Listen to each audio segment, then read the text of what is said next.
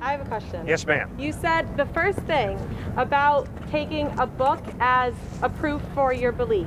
You said no internal contradictions. How well do you know this book? I got this from your friend the other day. It's the Bible for all of you who don't know. I don't know which version it is. I don't know who's writing, who decided what to put it in here. John, we'll read John 1:17, 18. Do you know this one?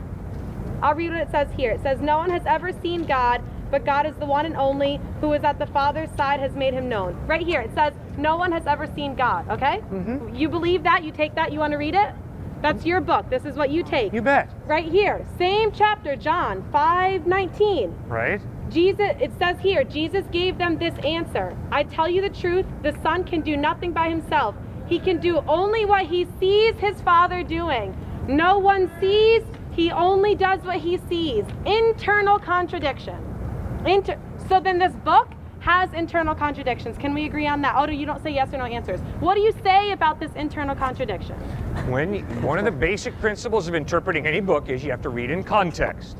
And obviously when you read John chapter 1, the main point is Jesus is God in human form. He begins. Ma'am, am I allowed to answer you or not? But you're not making sense. You say the same well, thing then why are you wasting your time standing here talking to me if I'm not making sense? Because look at all these people here who have questions. There's fine, then why don't you let me go on to other people? If I don't make sense, ma'am, why do you waste your time? Why am I going to let you misguide them with your misguidance? Oh, I see. Sit here and so you have to sort of be a parasite who comes in here and just feeds off the people who are listening to me talk? Absolutely, why not? You've already made a fool of yourself here anyways. Why, that's pretty sad. Why can't you just be open and honest and have an honest dialogue? Let me explain this. Yep, okay. Explain this. Thank you. Okay. John chapter 1. John begins with the words, in the beginning was the Word, and the Word was with God, and the Word was God. Crystal clearly, John 1:1 is stating the deity of Christ. The word there is Christ. The Greek word is logos. Obviously, by reading John 1, you know he's talking about Christ.